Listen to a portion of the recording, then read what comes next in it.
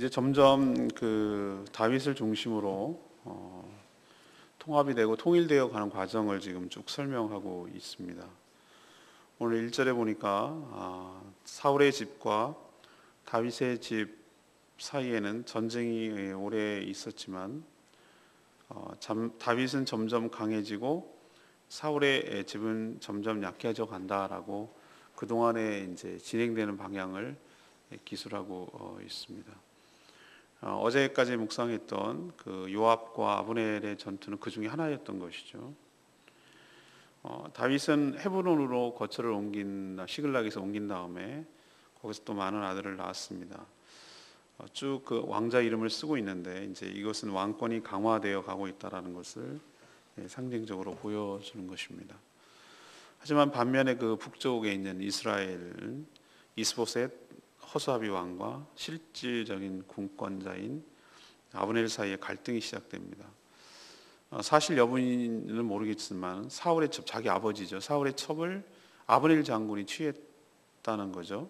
그래서 어떻게 이럴 수가 있느냐라고 이스보셋이 반발하자 아브넬 장군이 은혜도 모르는 것이 왕을 세워놓고 다윗에게 넘기지 않고 살려줬더니 나한테 이렇게 얘기한다라고 얘기를 해서 이 나라를 다윗에게 넘기겠다 이렇게 얘기를 하는 것이죠. 이 아브넬의 분노 때문에 이제 다윗에게 의탁해서 이것을 나라를 넘기겠다 협상을 제안을 합니다. 그리고 협상이 진행되고 또 다윗은 거기에 응하고 그래서 두 나라가 이제 통일이 되는 것이 무르익어가는 그런 과정을 지금 그려내고 있습니다. 긴 얘기지만 오늘 이 말씀을 통해서 우리에게 주시는 첫 번째 교훈은 1절에서 5절까지 말씀입니다. 믿음으로 인내하고 기다리면 하나님께서 강성케 하여 주실 줄 믿습니다. 다윗이 탁월하고 위대한 점이 한두 가지가 아닙니다만 저는 쭉 이 사무엘 하를 또 상부터 쭉 묵상하여서 느끼는 가장 큰 게 뭘까 이렇게 생각을 해보니까 하나님의 약속을 믿고 그 믿음으로 인내했다는 점이 다윗이 가장 탁월한 점이 아닌가 저는 이런 생각을 합니다. 전에 사울이 자신을 죽이려 했을 때도 얼마든지 정당방위잖아요. 자기 목숨을 아니면 내가 죽으니까 라고 오늘 어디나 다 정당방위를 인정할 수밖에 없는데 얼마든지 정당방위를 주장하면서 죽일 수 있는 결정적인 찬스가 두 번이나 있었어요. 그렇지만 그는 그때마다 하나님의 약속을 믿고 하나님께 맡깁니다. 맡기고 참고 인내하고 피하고 기다리죠. 자, 이제는 그 사울도 죽었습니다. 요나단도 죽었어요. 그런데 이제는 전쟁을 해서라도 통합할 수 있잖아요. 근데 그런 조급함으로 전쟁을 해서 이스라엘을 병합하려 하지 않아요. 그리고 믿음으로 또 기다립니다.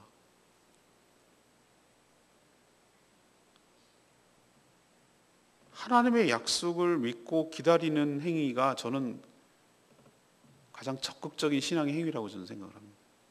남들이 보면은 답답하고 남들이 보면은 뭐 저렇게 신앙생활을 하나 너무나 무기력해 보이고 남들이 보면은 좀 헛믿는 것 같고 저거 진짜 맞나? 뭐 이런 생각이 들지만 정말로 믿음이 있는 사람만이 소망을 가지고 인내하며 기다릴 수가 있는 것이죠. 하나님은 자신의 약속을 철석같이 믿고 의심하지 않고 믿음으로 기다리는 다윗을 실제로 축복하셨습니다. 그래서 오늘 1절의 말씀대로 사울의 지방과의 경쟁에서 또 전쟁에서 승리를 주시고 다윗의 집, 그 진영, 유다가 점점 강성해지도록 인도하셨다라고 기록하고 있습니다. 다윗은 헤브론으로 거처를 옮긴 후에 많은 아들이 태어나죠, 왕자들이. 우리도 보면은 예부터 왕자가 많으면 왕실이 든든하고 왕권이 강화된다는 것을 뜻하잖아요. 이건 하나님의 축복을 상징합니다. 사울 보세요. 왕자들이 하나씩 둘씩 이렇게 죽어가고 없고 왕감도 안 되는 이스보셋이 있는 걸 보면은 왕자들이 많은 것이 후사를 도모하고 그 나라의 왕실이 강화됨으로 왕권이 강화되는데 중요한 일이잖아요. 그래서 왕은 왕비만 두는 것이 아니라 수많은 후궁들을 두어서 그 많은 자녀들이 있게 함으로 그 중에서 똑똑한 사람을 왕으로 세우는 과정을 통해서 왕권을 강화시키는 것을 볼 수가 있습니다. 같은 맥락에서 오늘 쭉 서두에 기록되어 있는 왕자들의 태어남은 하나님의 축복이고 다윗의 권력과 왕권이 강화된다는 것을 보여준다고 생각합니다. 자, 이것으로 하나님이 누구의 편인지 분명하게 드러났습니다. 하나님은 사울을 버리고 하나님께서 다윗을 택하셔서 그의 왕으로 세우시고 이끌어간다는 것이 분명해졌습니다.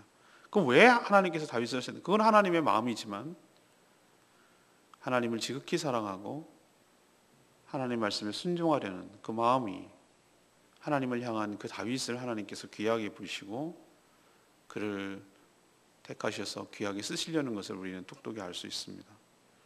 우리도 어디에 붙어 있어야 되는지를 깨우쳐 주는 것이죠. 평생 동안 주님을 붙들고 세상을 버리고 주님께 의지하고 주님의 약속을 믿고 인내하면서 기다리면 하나님의 때가 되었을 때 하나님께서 서서히 강성하게 하시고 승리하게 하시고 그 약속대로 그 믿음대로 하나님께서 성취하여 주실 줄로 믿습니다. 두 번째 얘기는 6절에서 11절까지 말씀입니다. 인간의 욕망은 반드시 투쟁과 분열을 가져온다는 것을 우리에게 보여줍니다. 아므넬은 사울이 죽자 즉각 그의 남은 아들 이스보셋을 옹립해서 나라를 세웠죠. 아브넬이 이렇게 한 것은 사울을 흠모해서 또 그의 아들에게까지 충성을 다하고자 함이 아니었어요. 자신이 누리던 여러 기득권을 계속 누리고 만약에 그렇게 하지 않으면 다윗에게 죽임을 당할 수도 있다라는 생각을 갖게 된 것이죠.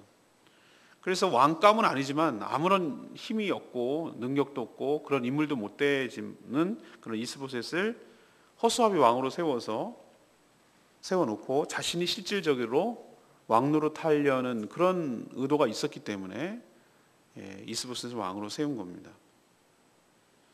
아브넬이 사울의 첩을 취하자 이스보셋은 있을 수 없는 일이라고 막 책망을 했습니다.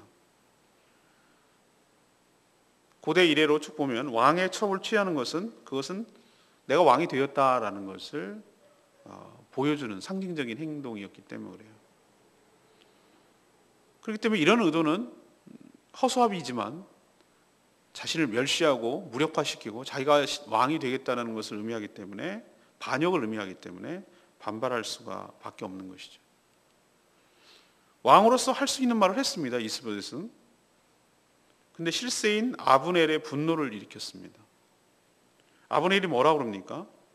자신이 이스보셋을 다윗에게도 넘길 수 있었는데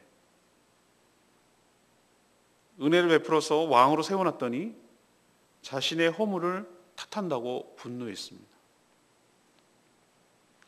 그리고 계속 그런 식으로 말하면 이 이스라엘 나라를 다윗에게 넘기겠다라고 협박을 했어요. 그러니까 이스보셋이 아무 말도 못하고 두려워하는 것이죠. 그럴 수 있는 사람이기 때문에. 자기는 아무런 실권이 없기 때문에 그렇습니다. 전 이것을 보면서 하나님이 하시는구나. 불의한 자가 계속 유지할 수 있을까? 하나님 뭐 하시나? 라고 생각이 들지만 하나님이 때가 되면 다윗이 어떻게 했습니까? 그 북쪽 이스라엘이 서로 이간질하고 분열하고 그렇게 하라고 한 것도 없잖아요. 그냥 하나님의 약속을 믿고 기다린 것 뿐이에요. 자기가 어떻게 하려고 하지 않았어요. 그런데 악한 자는 선한 자에게도 악하지만 악한 자들끼리도 악한 거예요. 원래 그렇게 살아왔으니까. 힘과 권력이 최고고 자기가 이 우주의 중심이고 자기 중심으로 모든 것이 돌아가야 되고, 이것이 악인들의 특징, 하나님을 경외하지 않는 자들의 특징이거든요. 힘의 균열이 일어나고 힘의 충돌이 일어날 때 그들 내분이 일어나고 그들 사이에서 자멸하고 자폭하는 것이죠. 자신들의 불의함 때문에 자충수를 두고 스스로 멸망의 길을 간다는 것을 우리에게 보여주고 있습니다. 그러니 우리는 어떻게 된다는 거죠? 믿음으로 기도하고 인내하고 있으면 하나님께서 그들 스스로 자멸하고 스스로 하나님의 방법으로 처리될 수 있도록 하나님께서 역사하시고 은혜를 베풀어 주실 줄로 믿습니다. 보세요. 인간의 욕망이 한없이 뻗어나가고 한없이 충족될 것만 같아도 아브넬이 하는 거 보세요. 그리고 이스보셋 보세요. 그 둘의 갈등과 분열이 결국은 나라가 망하고 자멸하고 넘어가는 그런 꼴을 당하게 되는 것이죠. 저는 요즘 북한의 노동당 37년 만에 노동당 대회를 하고 있는 것을 보는데 어제 오늘 쇼하는 거죠. 쇼. 김정은이 무상화를 극대화시키기 위해서 그 어려운 환경 속에서도 주민들을 닥달해가지고 그렇게 쇼를 하는 것이죠. 외신 기자 120명 불러놓고 회의장도 못 들어가게 하고 200m에서 취재하도록 하는 웃기는 일을 하는 거죠. 왜 그렇게 할까? 자기가 이제 명실상부한 북한의 최고 권력자라는 것을 대내외에 천명하고 자기가 그 김일성, 김정일에 이은 최고 통치자임을 이제 과시하려고 하는 핵 가지고 한 그런 통치력을 발휘했다, 이런 것을 드러내려고 하는 것이죠. 근데 저는 언제일지는 모르지만 우리가 믿음으로 기도하고 갈 때 저 나라는 무너질 수밖에 없다는 것이 분명 확신하고 있어요. 지금 확신하고. 저런 절대 권력을 가진 나라, 가장 봉건주의를 타파해야 된다고, 그런 것이 미개한 사회라고 말하는 공산주의 이론에 의하면은, 그러나 가장 전제주의 국가, 왕조죠, 왕조. 말은 뭐 인민을 위한 뭐 어쩌고저쩌고 그러지만 주체사상이라고 하는 것이 자기네들 권력을 강화하기 위한 김일성 왕가의 우상화 작업이 주체사상, 자기식대로 하자는 거죠. 자기식이 뭐겠어요? 이거는 이런 유례가 없어요. 공산주의 역사상 그런 나라는 한 번도 없었어요. 그거는 엄격하게 말하는 공산주의가 아니에요. 가장 봉건주의적인, 시대착오적인 왕조죠, 왕조. 왕이잖아요. 세습하고 있고 왕같이 군림하잖아요. 인권이라는 것도 없고 그런 거예요. 저런 제가 말씀드리는 것은 저렇게 인간의 욕망을 가지고 있는 집단이 계속 유지될 수 있을 것인가? 불의한 저런 집단이 계속 유지될 수 있을 것인가? 저는 그렇게 생각하지 않아요. 우리가 뭐 어떻게 하지 않아도 내부로부터 분열이 일어날 거라고 저는 확신해요. 지금은 감시를 하고 통제를 하고 그래서 그렇지만 극대화되면은 내부로부터 뭔가 균열이 일어나고 내부로 스스로 자멸하고 분명히 넘어오게 될 것이다 라는 것을 확신을 가져야 하잖아요. 그렇기 때문에 믿음으로 기도하고 자극하지 말고 인내하고 서로가 다 망하는 길을 택하지 말고, 어제 전쟁하지 말자고 얘기했는데 그 힘이 없어서가 아니라 서로에게 상처를 주고 누구도 이길 수 없는, 누구도 승자를 가져올 수 없다라고 저는 생각을 합니다. 그래서 믿음으로 인내하고 기다릴 때 하나님께서 저 북한의 문제도 해결하여 주시고 스스로 내부적으로 큰 붕괴가 일어날 것이다 라고 저는 생각을 하는 것이죠. 아무튼 나라도 그렇고 어떤 집단도 그렇고 한 개인도 그렇고 인간의 욕망은 반드시 투쟁과 분열을 가져오고 스스로 망할 수밖에 없는, 부패할 수밖에 없고 망할 수밖에 없다는 것 기억하시고 교훈을 얻어서 우리도 믿음으로 인내하는, 지켜보는 저희들 되기를 원합니다. 세 번째는 12절에서 21절까지 말씀, 하나님의 때에 하나님의 방법으로 약속이 성취된다는 것을 우리에게 보여줍니다. 성도가 하나님의 약속을 믿고 믿음으로 인내할 때 어떤 결과가 오는지 다윗을 통해서 오늘 분명히 보여줍니다. 아브넬이 이스보셋을 협박을 했는데 협박은 사실이었어요. 사람이라는 게 희한하게 있잖아요. 이 협박을 하건 위협을 하건 말을 하면 말대로 되는 거예요. 그래 말이 자기 믿음이고 신앙이고 말이 씨가 된다는 조상들의 말이 굉장히 일리가 있다고 저는 생각해요. 왜? 자기가 내뱉는 대로 그렇게 살아요. 내뱉는 대로 산다고요. 처음에는 욱하는 마음으로 이스보셋이 아니 이것들이 왕을 세워놨더니 나한테 이렇게 대접해? 좀 그렇기로서는 뭐가 문제인데 이런 식으로 욱했겠죠. 저걸 그냥 이 나라를 그냥 넘겨 왕을 세워놨더니 이렇게 할 수 있는 거예요. 그냥 화가 나서 그럴 수도 있어요. 그러나 그렇게 말한 협박은 사실로 점점 바뀌기 시작해요. 그는 자신의 공로를 인정해 주지 않고 무능하기까지 한 이스보셋. 이미 민심은 이스보셋을 왕으로 생각하지 않거든요. 오히려 다른 지파지만 밑에 있는 나라 유다 지파의 왕인 다윗에게 많이 마음은 가 있어요. 그런데 이제 그 지파가 아니고 이미 여기 몸담고 있으니까 말을 못했을 뿐이에요. 전 북한도 외부 세계에 대해서 정통하고 돌아가는 것을 아는 사람이라면은 자기네 나라가 얼마나 시대착오적인 나라인지를 깨닫게 될 거예요. 이 웃기는 나라구나 이 나라가. 모르니까 그런 소리 하는 거지. 아마 지도자급은 저 밑에서 이 나라가 제대로 되겠나, 이스보셋이 나라를 이끌겠나 이런 생각을 왜 안 하겠어요? 합니다. 그리고 제일 그렇게 생각하는 사람이 아브넬 아니겠어요? 야, 웬간해야지 뭐 이런 식으로 생각하겠죠.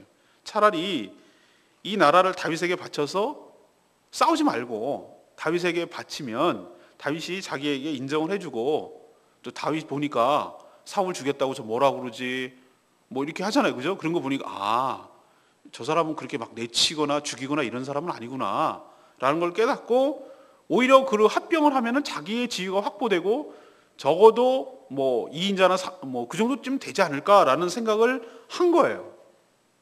그래서 다윗에게 협상을 제안합니다. 사신을 보내서 우리가 남입니까? 경상도 말로 우리가 남이가. 그렇지, 우리가 남은 아니지. 전부 다 야곱의 후손들 아니겠어요? 12지파로 나눠져 가지고 유다 지파긴 하지만 자기네들은 이제 베냐민 지파지만 남은 아니에요. 그래서 이제 이 나라를 드릴 테니 협상합시다. 뭐 이렇게 제안을 해요. 그래서 다윗은 뭘 협상 조건을 내세우냐면은 사울의 딸이자 자신의 아내인 미갈을 데리고 와라. 근데 이미 사울왕 시절에 미갈을 다윗에게 빼앗아서 그것도 정략적인 결혼을 했잖아요. 다윗 죽이려고 너 블레셋 사람 뭐 몇 명 죽여갖고 뭐 포피를 베어갖고 오면은 이제 증거잖아요. 사람을 죽였다는. 갖고 오면 내 딸을 주겠다. 뭐 이렇게 했는데 죽으라고 그런 거예요. 죽으라고. 다윗 죽으라고. 근데 얘가 해오네요. 그 어려움을 해냅니다. 그 어려움을 해낸다고. 그래갖고 갖고 와서 이제 아내로 삼아줬는데 영 거꾸러운 거예요. 그래가지고 결국은 다윗이 망명하고 바깥으로 돌아다니고 그러니까 자기 딸을 다른 남자에게 시집을 보내요. 근데 지금 다윗이 그것을 요구하는 거예요. 데리고 와라. 내 아내다. 내가 합법적으로 그 정당하게 했다. 대가를 치렀다. 지참금을 지불했다. 블레셋 사람 100명이나 죽이고 내가 한 것이다. 이런 얘기를 해요. 왜 그럴까요? 왜 다윗이 요걸 조건을 내세웁니까? 이것은 자신이 사울을 이어서 합법적인 왕이라는 것에 대한 정당성을 얻으려는 것이죠. 자기랑 사울이랑 자기랑 적대 관계에 개인적으로는 있었을지 모르지만 왕으로서 치면은 사울의 왕의 사위로서 자기가 합법적으로 왕이 된다는 것을 증거하기 위해서 보여주기 위해서 누가 필요합니까? 사울의 왕 딸인 미갈이 필요한 거예요.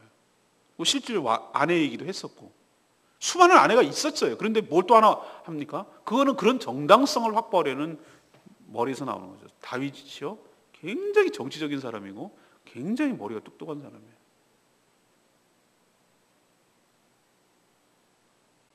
어려운 조건은 아니잖아요. 아브넬은 그리고 이스보셋은 위협을 가하니까 미갈이 남의 아내였는데 그 뺏어갖고 그 남편 진짜 좋아했던 것 같아요. 미갈은 거기 있었어야 돼. 나중에 찬밥 심세요. 다윗에게 온 다음에 완전히 찬밥 심. 평생 또 자식이 없어요. 근데 빼앗아 오려고 하니까 미갈의 진짜 원래 남편이 울면서 따라온다고 그랬잖아요. 진짜 좋아했던 거예요. 거기 있었어야 되는데 얘는 여기 넘어가서 희생 어떻게 보면. 그리고 나서 아브넬은 알아서 내부를 정리하기 시작해요. 막 설득하기 시작해요. 이스라엘 장로들한테 가가지고 우리가 원래부터 사실은 하나님께서 다윗에게 이 모든 나라를 맡기도록 왕으로 지목했다. 그리고 나라를 구했으니 얼마나 탁월한 지도자냐. 저 사람을 왕으로 세워서 우리의 안위를 보장받자. 뭐 이런 식으로 설득했어요. 또 베냐민 지파 사람들까지 가가지고 또 설득을 합니다. 알아서 하는 거예요. 알아서 정리, 내부 정리. 다윗이 오케이 하니까. 그리고 미갈까지 막 뺏어 갖고 와가지고 협상에 임하고. 그리고 20명을 데리고 와서 협상을 시작하는데 다윗이 여러 가지 조건을 내세우겠죠. 뭐 이런저런. 왕으로 세우면은 우리를 자리를 보장해주고 함부로 보복하지 않고 우리는 세금과 조금과 군사를 제공하고 당신은 뭐 어떻게 뭐 이런 얘기를 했겠죠. 협상. 그리고 아브넬은 이게 제안에 수용하고 이제 협상이 잘 됐습니다. 전 이거 보면서 이런 생각이 드는 거예요. 하나님께서 일을 개입하시면, 하나님께서 하시려고 들면 이게 어떻게 일이 이렇게 되겠어요? 이게 사람이 한다고 되겠어요, 이 일이? 이건 제가 보니까 사람이 해서는 되는 일이 아니에요. 이거 이렇게 하려면요, 무지하게 에너지 들어갑니다. 아니, 불가능할지도 몰라요. 사람 마음을 얻고 사람 마음을 돌이킨다는 것이 얼마나 힘든 거 여러분 아시잖아요. 우리 조그만 애들 고집 하나 꺾는 것도 얼마나 힘든데요. 자기 자식임에도 불구하고. 안 돼요. 그러나 하나님께서 그 일을 개입하시고 하나님께서 그 마음을 움직이시고 역사하시면은 일이 순적하게 이루어질 줄로 믿습니다. 하나님께서 다윗에게 왕위를 주겠다는 그 약속을 하나님이, 저는 사람이 움직이는 것처럼 보이고 왔다 갔다 하고 설득하고 뭐 이렇게 움직이는 것처럼 보이지만 사실은 그 뒷면에서 이면에서 역사하시는 보이지 않는 하나님의 손길이 그 가운데서 역사하고 있다는 것을 저는 볼 수가 있어요. 우리도 보이는 게 있고 보이지 않는 게 있어요. 보이지 않는 하나님께서 일하시도록 그분께 내어 맡기고, 우리가 하면은 우리 일이 돼버리지만 기도하고 하나님께 맡기면 하나님의 일이 돼버립니다. 그래서 하나님이 일하시도록, 그래서 무리 없이 물 흘러가듯이 자연스럽게 흘러가서 일이 성사되도록 믿음의 싸움에서 승리하시기를 간절히 바랍니다. 저는 21절 말씀이 역시 레마의 말씀이에요. 더불어 언약을 맺게 하고 마음에 원하시는 대로 모든 것을 다스리게 하리이다. 이렇게 제안을 하고 다윗이 이제 수용하죠. 자, 인간이 자신의 욕망을 채우기 위해서 의도적이고 또 인위적으로 일을 풀려고 하면은 더 꼬이고 더 힘들어지는 것을 제가 많이 봐요. 이게 이제 좀 나이 먹고 철 들어간다는 증거인 것 같아요, 제가. 자꾸 전에는 내 힘으로, 내 식대로, 내 방법대로, 내 스케줄대로, 내 시간표대로, 내 식대로 이렇게 움직여 나가는 것이 마음이 편하고 좋았어요. 그리고 뭔가 내 생각대로 안 되고 그러면 화가 나고 짜증이 나고 뭔가 불편하고 막 분노하고 이랬는데, 지금 가만히 생각해 보니까 하나님께 믿고 맡기면 그게 무기력하고 소극적이고 가장 바보 같은 것처럼 보이지만 오히려 물 흐르듯이 자연스럽게 일이 이렇게 풀어나가는 것을 볼 수 있어요. 그게 힘든 거예요. 우리는 조급하고 힘들어서. 이 두 가문을 보세요. 어제 우리 묵상했지만 이 요압 장군하고 아브넬은 당사자잖아요. 둘이 목숨 걸고 서로 싸우고 그런 왼수가 없어요. 서로 칼부림하고 난리를 쳤잖아요. 여러분 아시죠? 치킨 게임까지 하면서 맹렬하게 전쟁을 하던 사이인데 이게 어떻게 이런 일이 벌어지냔 말이에요. 이게 말이 돼요? 북한하고 우리나라하고요, 이거는 인위적으로 무슨 통일을 하려고 그러면 힘들 거예요. 왜? 우리는 서로 싸운 아픈 과거가 있어요.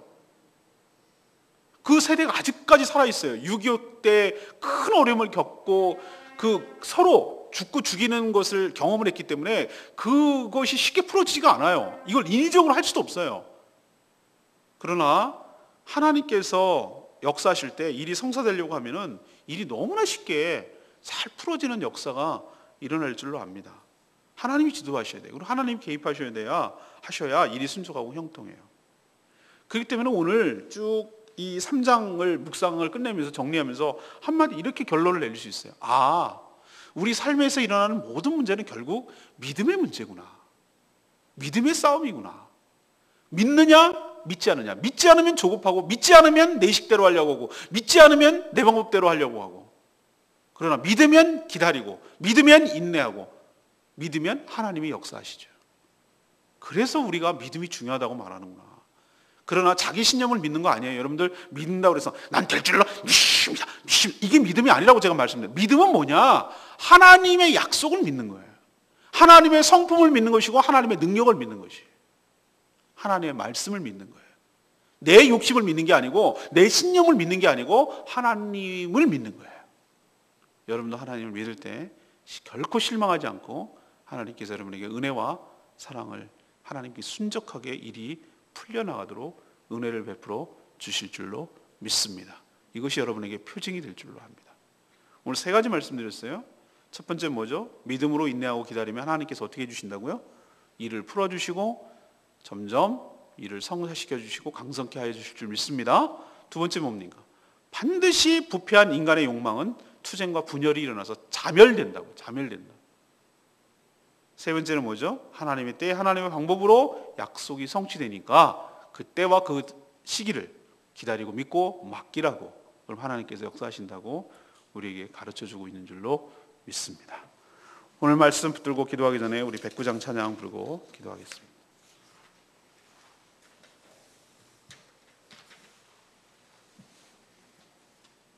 주의 인자는 끝이 없고 주의 자비는 무궁하며 아침마다 새롭고 새로우니 주의 성실이 큽니다. 성실하신 주님, 성실하신 주님, 이 하나님을 신뢰하는 여러분 되기를 바랍니다. 우리 같이 하겠습니다.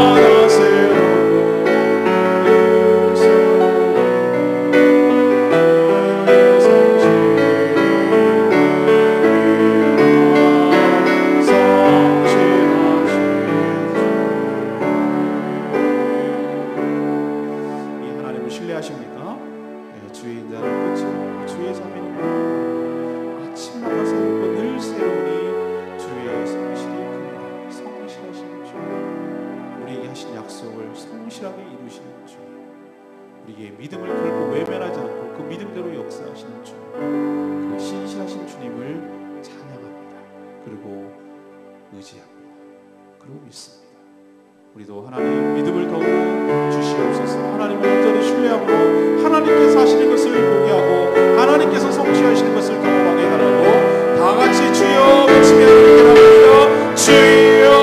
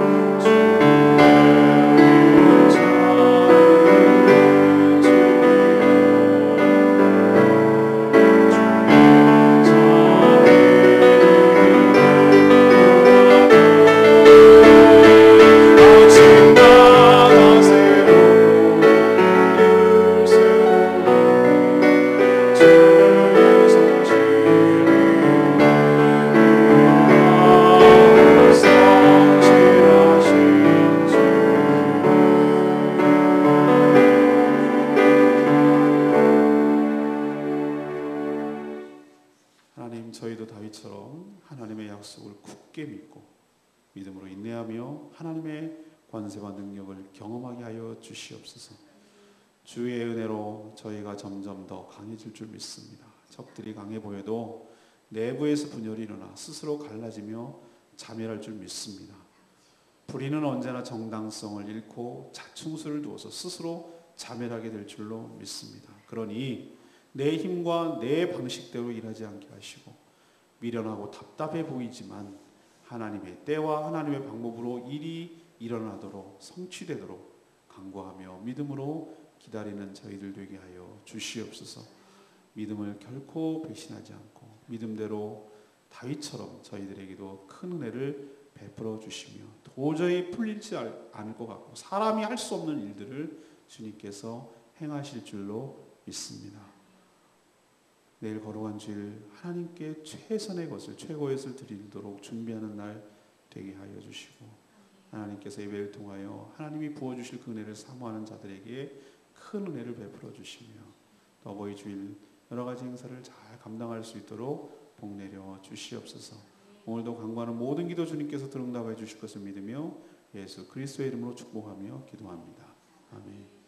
오늘도 승리하는 하루 되시길 바랍니다. 네, 사랑하고 축복합니다. 기도하겠습니다.